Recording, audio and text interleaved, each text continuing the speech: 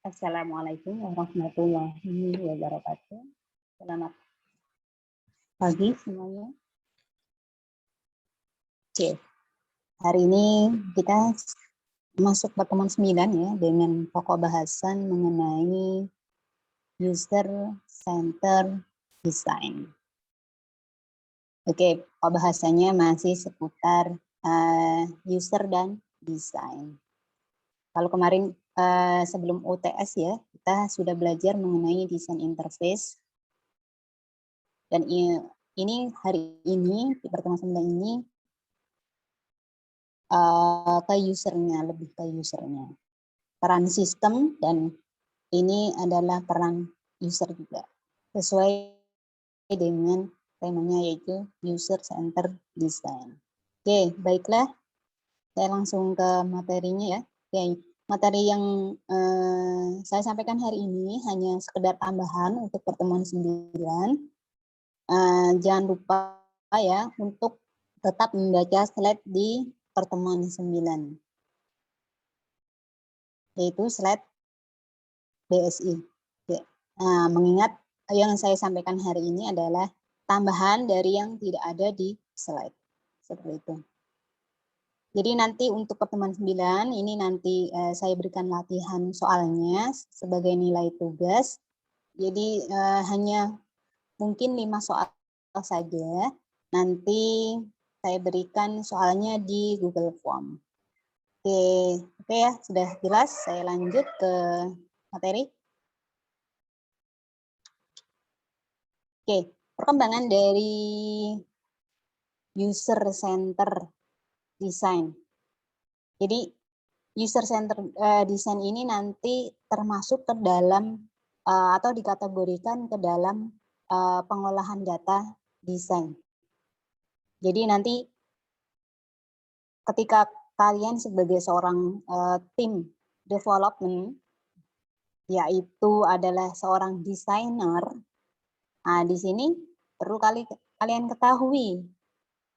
Jadi yang termasuk pengolahan desain, data desain di sini apa saja? Yaitu objek-objek yang akan kalian desain. Saya contohkan begini, kalian akan membuat sistem penjualan online atau e-commerce. Nah, di sini datanya apa saja yang harus didesain? Nah, di sini nanti datanya, misalnya yang akan kalian desain, nanti ada data produknya, kemudian data pemesanan barangnya, kemudian stok barang di gudang, kemudian distribusi dari supplier. Maksudnya distribusi di sini adalah distribusi barangnya dari supplier. Kemudian proses pembayarannya gimana nanti. Nah, ini dibuat nanti form pembayaran. Terus kemudian proses pengirimannya gimana dibuat formnya. Kemudian yang terakhir laporannya, laporan penjualan. Itu ya yang dimaksud dengan peran dari user center design sebagai pengolah data. Kemudian yang kedua, ini ada istilah lagi yaitu reader center design. Apa ini perannya? Kalau UCD tadi perannya adalah mengolah data desain, kalau RCD di sini adalah untuk melakukan pencarian informasi. Jadi informasi yang disajikan di sistem yang kalian buat itu berisi apa saja nanti. Nah, ini peran dari RCD atau Reader Center Design. Oke, itu ya. Selanjutnya. Nah, tadi sudah perkembangannya. Jadi peran dari user di user center design itu apa? Nah, kemudian selanjutnya interaksi ini kaitannya juga dengan rancangan desain yang akan kalian buat nanti. Nah, di sini kaitannya dengan interaksi. Nah, di sini nanti ada interaksi layar dan interaksi sistem. Nah, tentunya interaksi layar yang bisa kita lihat secara visual tampilannya. Tadi tampilan form produk gimana nih, tampilan form pemesanan gimana nih. Jadi tampilan ini bisa kita lihat, yang bisa kita gunakan. Kemudian yang kedua ada interface system. Nah, interface system ini ya kerja dari sistem penjualan yang kita desain tadi. Jadi kerja dari sistem penjualan yang dibuat tadi.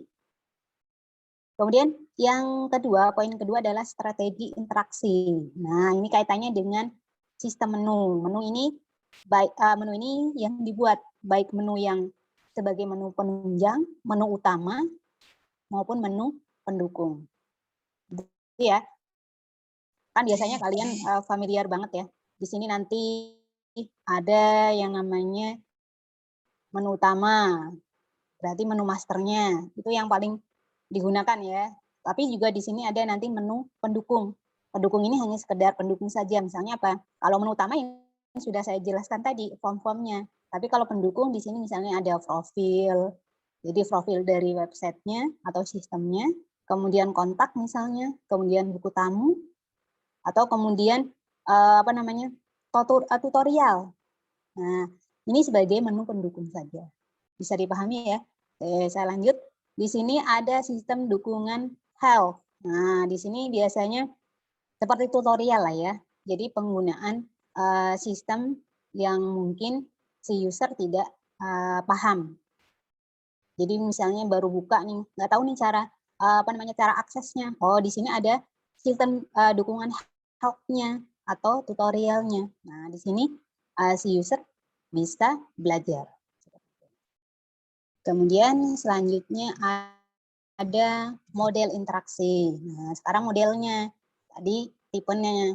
Nah, sekarang modelnya gimana nih? Modelnya di sini ada user friendly untuk pengolahan data. Jadi user friendly ini mudah digunakan oleh user. Jadi tidak membingungkan. User friendly. Jadi mudah digunakan, mudah dipahami oleh user. Pengolahan datanya tadi apa saja. Nah, ini mudah dipahami oleh user. Kemudian reader friendly, pencarian informasi.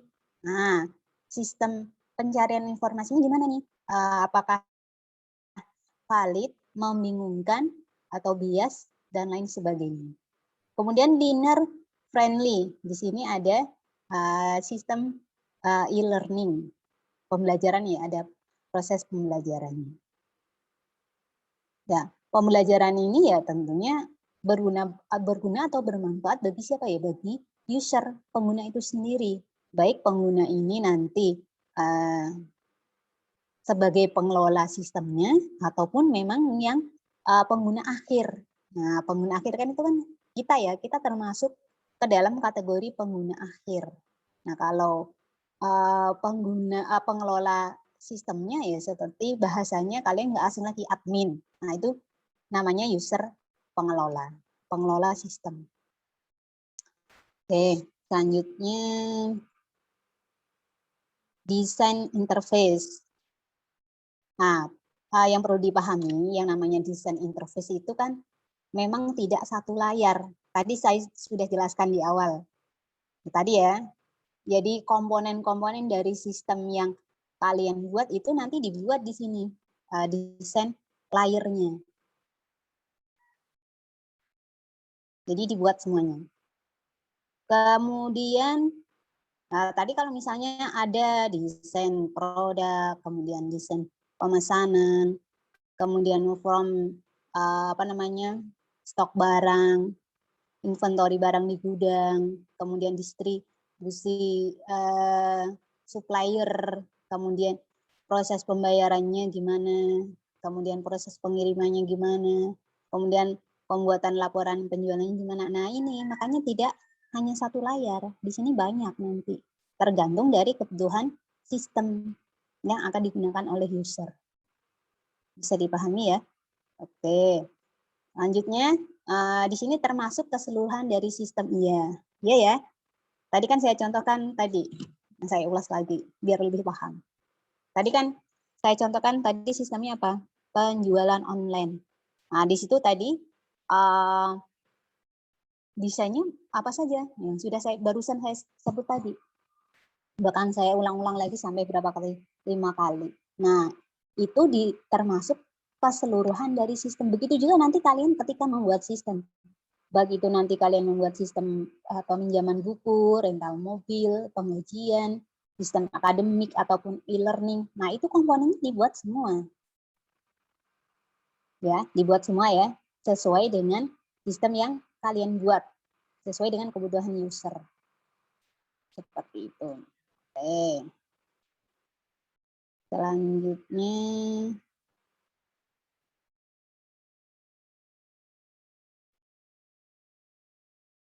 selanjutnya adalah faktor yang mempengaruhi interaksi. Nah, faktornya apa saja sih? Oke, yang di sini ada 3 poin. Yang pertama ada strategi interaksi. Nah, di sini strateginya bisa meliputi lebih baik untuk pengolahan data ya, yang pertama. Kemudian lebih baik untuk pencarian informasi. Kemudian keduanya bisa dipakai, atau sebaiknya dipilih sebuah strategi dipilih salah satu. Seperti itu strateginya. Kemudian yang kedua adalah cognitive design. Jadi desain yang dibuat itu harus sesuai dengan kebutuhan user, sesuai dengan fungsinya. Seperti itu. Kemudian yang ketiga adalah seni. Nah, ini juga penting, nggak penting, kalau menurut saya penting juga ya. Toh kita ini kan manusiawi ya. Jadi pinginnya kan yang indah-indah gitu. Jadi gini, maksudnya seni di sini adalah ketika kalian membuat sebuah desain, kaitannya ini desain interface. Jadi di sini buatlah semenarik mungkin, buatlah seindah mungkin, tetapi dengan catatan tidak berlebihan. Gitu loh ya. Tidak norak ya. Jadi di sini dibuat menarik, kemudian dibuat semenarik mungkin, sebagus mungkin, sesuai dengan tema dari sistem yang kita buat. Nah, di sini meliputi apa saja? Yang meliputi stylenya, kemudian penyampaian informasinya, kemudian bahasanya dibuat baku ya. Kemudian kalau bahasa Inggris ya berarti sesuaikan grammarnya. Nah, ini mempunyai nilai seni. Ada seni keindahan ya, di sini ada perpaduan. Nanti kalian membuat stylenya gimana nih? Ada perpaduan antara warna mungkin biru dengan putih, atau perpaduan warna hijau dengan putih, atau perpaduan warna hijau dengan kuning. Nah, intinya di sini tidak norak ya, tidak membosankan lah intinya. Walaupun tidak berlebihan di sini, walaupun kesannya sederhana, di sini tidak membosankan user. Ini ya, kaitannya dengan seni. Jadi membuat desain itu juga ada seninya. Bukan berarti kesenian, bukan. Tapi kan kita memang kita manusiawi lah, kita jujur aja, pasti kita sukanya yang nyaman, yang indah ya, yang menarik ya. Nah, kalau kita sudah menilai, oh kayaknya desainnya bagus nih, nyaman aja kalian menggunakannya ya, seperti itu. Oke, lanjut. Nah dari tadi kan sudah saya bahas. Nah, apa sih sebenarnya user center design ini? Nah, user center design di sini adalah merupakan paradigma baru ya dalam pengembangan sistem. Baik ini nanti sistem yang berbasis web, kemudian desktop, atau berbasis objek oriented ya, atau mobile programming. Dan disebut juga bahwa UCD ini adalah merupakan proses merancang sebuah sistem. Seperti di sini ada interface ya, pada sebuah sistem web atau aplikasi dari perspektif bagaimana dia dipahami dan digunakan oleh pengguna. Ya tentunya pengguna ini siapa? Bukan hewan ya, tapi manusia seperti itu. Nah ini mengenai UCD. Oke, selanjutnya prinsip yang harus diperhatikan ketika dalam membuat sebuah UCD. Yang pertama, fokus pada pengguna. Nah, di sini perancang harus berhubungan langsung dengan pengguna sesungguhnya atau calon pengguna. Nah, misalnya melalui interview, survei. Jadi gini, kalian ketika membuat sebuah sistem nih, misalnya sistem apa? Tadi sistem penjualan online. Nah, di sini kalian harus tahu nanti kira-kira penggunanya siapa aja, terus karakter dari masing-masing pengguna ini bagaimana, ini harus tahu. Oh, misalnya nanti penggunanya ada calon pengguna, ada calon pengunjung ya, calon pengunjung, ada member, ada admin, ada supplier, ada owner. Nah, ini misalnya penggunanya. Banyak amat Bu ya. Kalau misalnya nggak banyak-banyak ya minimal 2 lah. Di sini nanti ada admin dan member ya. Jadi yang membeli customer-nya. Itu kalau nggak mau kebanyakan. Silahkan. Kan pilihan ya. Kemudian tujuannya untuk apa? Di sini harus tahu penggunanya. Harus berhubungan langsung dengan pengguna ya. Tujuannya tentunya supaya kita paham. Kita kan sebagai perancang sebuah sistemnya harus paham yang menggunakan ini nanti gimana dari kognisinya, karakternya, kemudian sikap pengguna serta karakteristiknya. Ini kan kalian harus paham. Jadi nggak sembarangan juga ya seperti itu. Nah, aktivitas utamanya apa ini nanti? Yaitu mencakup pengambilan data, analisis, dan integrasinya ke dalam informasi perancangan dari pengguna tentang karakteristik tugas, lingkungan, teknik, dan organisasi. Itu. Nah, oke, selanjutnya. Yang kedua adalah perancangan terintegrasi. Kalau tadi adalah fokus ke pengguna, yang kedua adalah perancangannya terintegrasi. Nah, perancangan di sini terintegrasi di mana sih? Jadi perancangannya nanti harus mencakup antarmuka pengguna, yaitu sistem bantuan ya, mulai dari cara penggunaannya, dukungan teknisnya, kebutuhan perangkat lunaknya, baik ini nanti perangkat lunak ya, perangkat lunak maupun perangkat kerasnya. Jadi ketika sistem kalian buat itu support nggak di Windows XP, support nggak di Windows 7, support nggak di Linux, support nggak di iOS. Nah, cocok nggak digunakan di notebook atau PC tipe atau merek bla bla bla. Itu ya. Nah, ini masuk ke dalam perancangan terintegrasi. Kemudian yang ketiga di sini adalah dari awal berlanjut pada pengujian pengguna. Nah, di sini satu-satunya pendekatan yang sukses dalam perancangan sistem yang berpusat pada pengguna adalah secara empiris dibutuhkan observasi tentang sikap pengguna, evaluasi, umpan balik ya, atau feedback, cermat, dan wawasan pemecahan masalah terhadap masalah yang ada. Nah, feedback ini gimana caranya? Feedback ini biasanya memberikan semacam, kalau di sistem ya ada buku tamu ya, atau forum diskusi, atau testimonial. Nah, itu kan bisa digunakan untuk feedback terhadap pengguna. Jadi di situ nanti kan pengguna berkomentar gimana pesannya dia ketika menggunakan sistem yang kalian buat. Nah, itu sebagai feedback buat kalian untuk selanjutnya ke depannya melakukan perbaikan terhadap sistem yang kalian buat. Seperti itu. Kemudian yang keempat. Nah, yang keempat ini adalah perancangan interaktif. Ini juga penting. Kenapa penting? Karena sistem yang sedang kalian kembangkan harus didefinisikan dulu, diidentifikasikan dulu masalahnya apa, nanti solusinya apa. Kemudian kalau sudah diidentifikasi permasalahannya dan pemecahan masalahnya, baru ini nanti dirancang dan melakukan beberapa kali testing. Nah, ini walaupun baru tahap desain perlu ya dites. Adanya yang dinamakan di sini tes untuk proses desain, yaitu testing interface. Seperti itu. Nah, berdasarkan hasil tes nanti kelakuan dari fungsi atau perlakuan dari fungsi ya yang ada di sistem itu juga akan dapat ditarik kesimpulan mengenai tingkat keberhasilan dari produk atau aplikasi tersebut yang sudah digunakan oleh user. Seperti itu. Nah, ini namanya perancangan interaktif. Nah, selanjutnya prinsip-prinsip dalam merancang user interface. Nah, ini nanti ada, pertama ada user familiarity atau user familiar. Namanya familiar ya, berarti kan kita di asumsi kita, di pikiran kita, namanya familiar ya berarti sudah mudah dikenali. Jadi sudah sepertinya dianalisa kita sudah biasa gitu. Misalnya kalian familiar sekali menggunakan web e-learning.bsi.ac.id atau student.bsi.ac.id.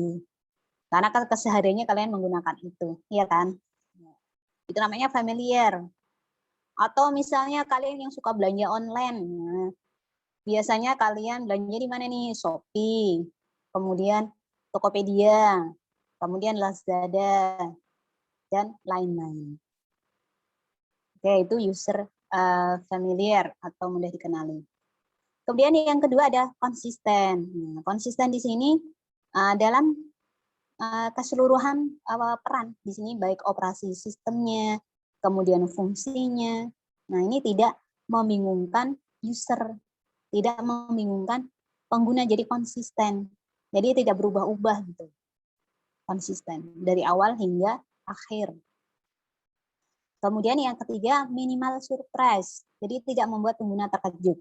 Maksudnya gimana ini? Oh, maksudnya di sini bahwa nanti operasi yang dilakukan oleh pengguna dapat operasi yang ada di dalam sebuah sistem atau fungsi sistem lah dikatakan ya di sini, fungsi sistem itu bisa diprediksi oleh pengguna sesuai dengan perintah yang ada, sesuai dengan sintak-sintak yang ada. Seperti itu.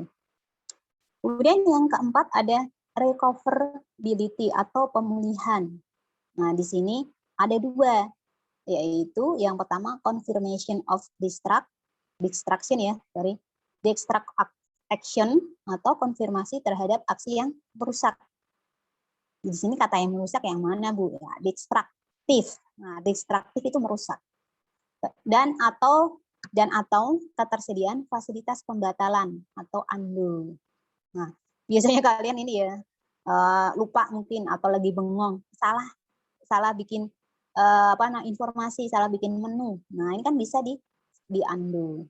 Nah, di undo ini kan banyak ya, hampir semua tools ya atau sistem operasi di keyboard itu kan ada ya, undo.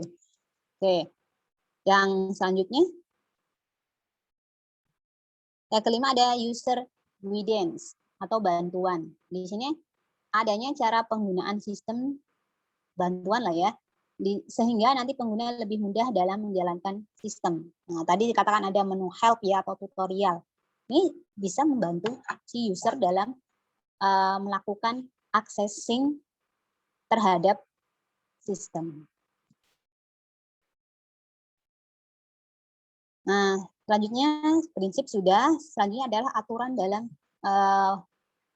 UCD. Yang pertama perspektif pengguna selalu benar. Nah, di sini agak lucu ya. Jika terdapat masalah dalam penggunaan sistem, maka masalah itu ada pada sistem bukan pada pengguna. Kan tidak seperti itu ya. Kan kesalahan itu bisa jadi dari kitanya yang nggak paham tentang operasional sistemnya, tentang fungsi sistem yang kita gunakan. Seperti itu ya. Jadi ya di sini makanya saya katakan tadi agak lucu. Jadi di sini sistem yang disalahkan. Padahal kita yang nggak ngerti lah ya. Oke, yang kedua adalah instalasi. Instalasi di sini adalah pengguna mempunyai hak untuk dapat menginstal atau menguninstall perangkat lunak dan perangkat keras sistem secara mudah tanpa ada konsekuensi negatif. Ya maunya kita sih begitu ya. Ketika kita install software, semaunya kita, maunya laptop kita nggak bermasalah, maunya sistem yang lain juga nggak bermasalah. Tapi kan nggak seperti itu juga ya. Kadang kan mungkin laptop kita nggak support, akhirnya jadi mungkin lambat, lemot, gara-gara kita mungkin install software tadi. Nah, mungkin juga software yang kita install ada membawa malware, akhirnya merusak kecepatan laptop kita mungkin seperti itu. Atau mungkin bisa mempengaruhi kecepatan akses software yang lain. Nah, kan itu termasuk ke dalam tadi ya, poin pertama tadi. Jadi kita harus paham mengenai sistem yang akan kita gunakan. Kalau kita nggak paham main install aja, ya repot ya. Apalagi kalian anak SI. Jadi kan harus paham gitu. Jangan seperti orang awam gitu loh. Jadi harus paham mana kira-kira nanti software yang support dengan Windows kita, dengan laptop kita, kemudian sesuai dengan apa namanya, tidak mempengaruhi sistem kerja software yang lain misalnya. Nah, kita harus tahu. Kemudian yang ketiga ada pemenuhan. Nah, di sini pengguna mempunyai hak untuk dapat mendapatkan sistem bekerja seperti yang dijanjikan. Ya harus. Kan di sini yang namanya customer itu kan adalah raja ya. Ya sama halnya seperti ini user atau pengguna ini juga raja. Jadi di sini harus diberikan pelayanan yang bagus kaitannya dengan penggunaan sistem tadi.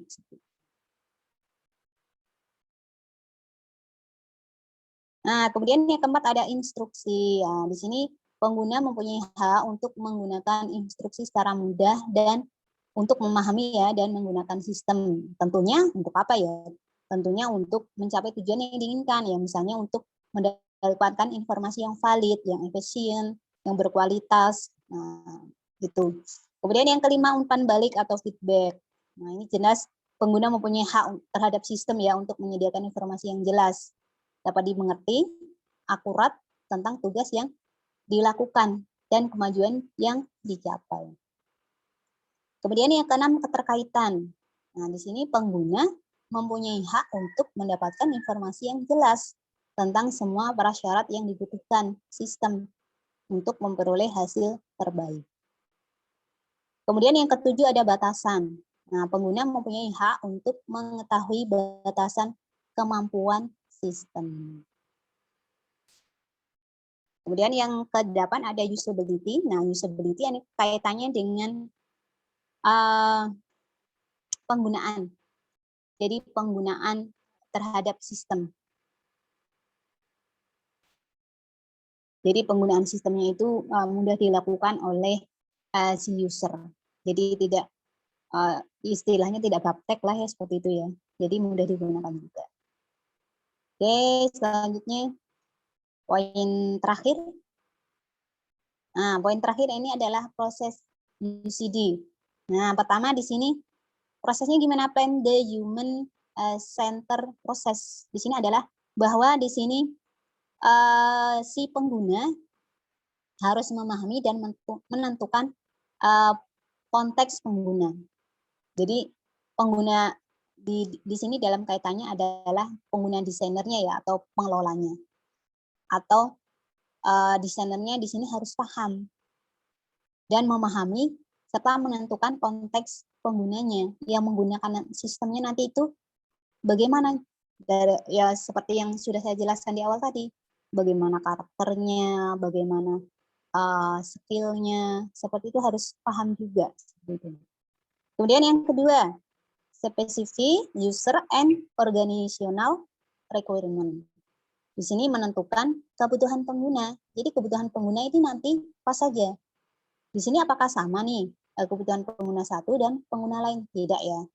Nah, contohkan di sini pengguna sistem MyBase. Nah, di mana di MyBase ini ada penggunanya siapa?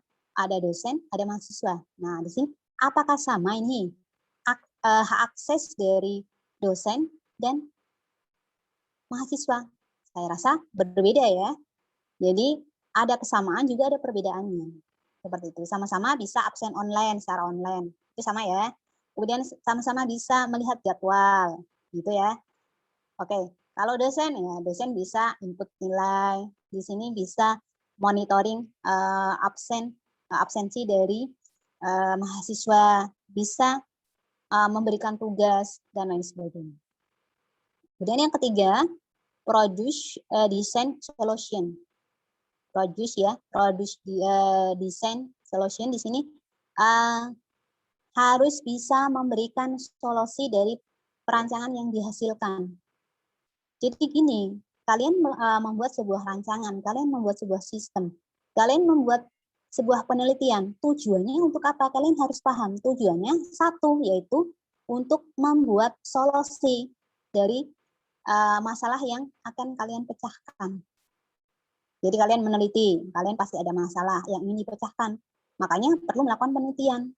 Terus kedua, kalian mau membuat sebuah sistem, misalnya tadi sistem penjualan online. Nah, di sini tentunya kalian punya masalah. Nah, masalahnya apa? Oh, sistemnya masih manual, mau dibuatkan sistem biar bisa bersaing dengan perusahaan lain. Nah, itu kan masalah ya.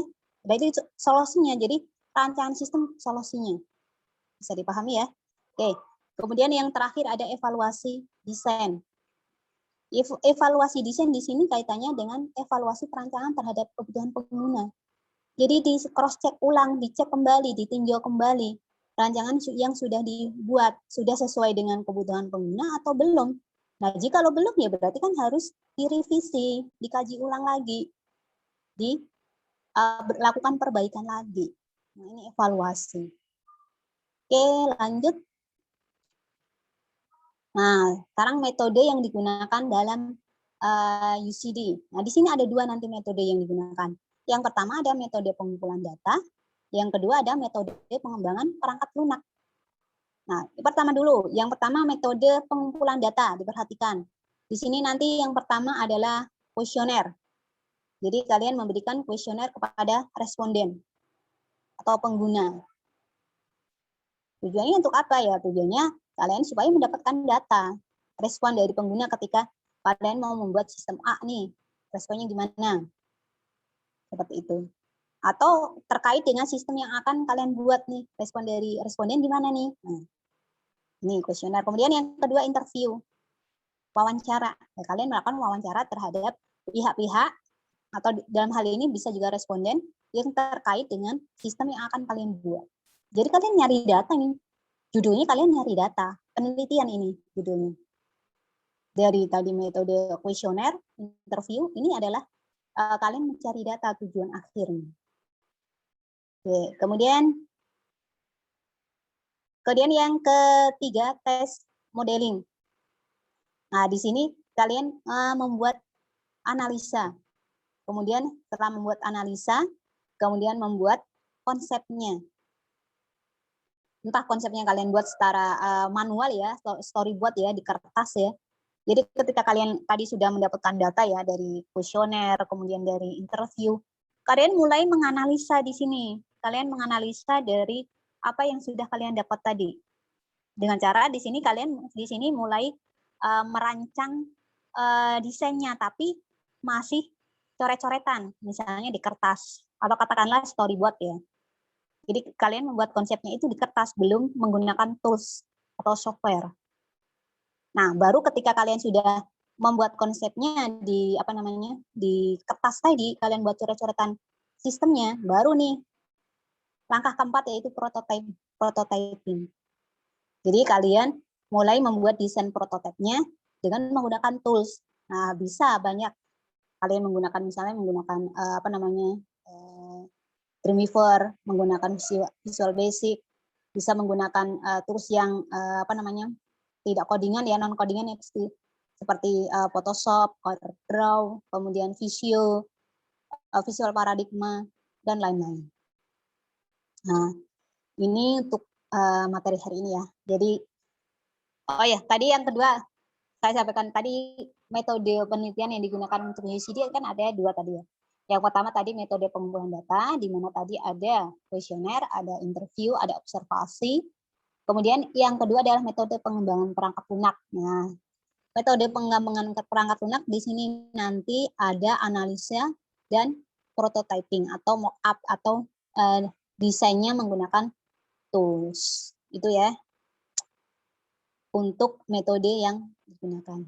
Oke, saya rasa cukup ya untuk materi tambahan pertemuan 9.